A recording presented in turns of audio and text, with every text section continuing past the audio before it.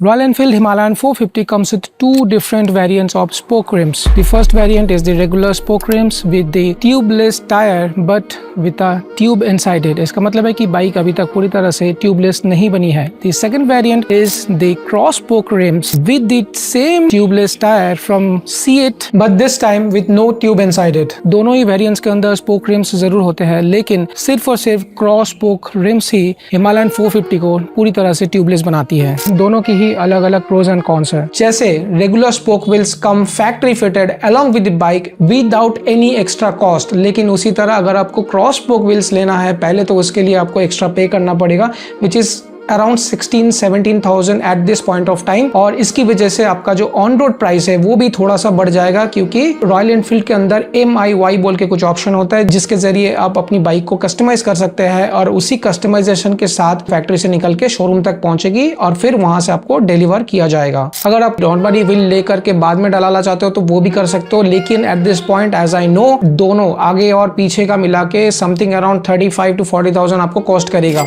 लेकिन इसमें आपका फायदा ये होगा कि जो फैक्ट्री फिटेड रिम्स आया हुआ था उसे आप खोल के घर पे भी रख सकते हो या फिर चाहे तो किसी जरूरतमंद को सेल भी कर सकते हो. रेगुलर स्पोक रिम्स के अंदर अगर गाड़ी कहीं पे पंचर हो गया आपको पूरी ट्यूब निकाल के ट्यूब पे पंक्चर रिपेयर करके फिर वापस डालना पड़ेगा, which is going to be really a nasty task. लेकिन उसी तरह अगर क्रॉस स्पोक रिम्स के अंदर आपको पंचर होता है, पंचर किट भी ना हो आपके पास, एटलीस्ट कुछ दूर तक आप जा सकते हो. अगर आपके पास छोटा सा पंचर किट है you gonna repair it at the same place और उसके बाद you are good to go. Purely अपने एक्सपीरियंस से बता रहा हूँ, हिमालयन 450 के अंदर ये जो सीएट का ग्रीप टायर लगता है ना, जो पीछे का होता है 140, 80, 17 और आगे का होता है 90, 90, 21, ये बटन टायर्स है and these are very much prone to puncture. मेरा वर्डिक्ट यही रहेगा, अगर आप हिमालयन लेने की सोच रहे हो या फिर आपने ऑलरेडी ले ली है, थोड़ा सा पैसा बचा के क्रॉस स्पोक व्हील्स के अंदर इन्वेस्ट करो and you will not regret for it. अब आता हूं मैं मुद्दे की बात पे. फिलहाल तुम्हारा कंफ्यूजन तो दूर हो गया कि तुम्हें क्रॉस स्पोक व्हील चाहिए या फिर रेगुलर स्पोक व्हील चाहिए, लेकिन मेरा कंफ्यूजन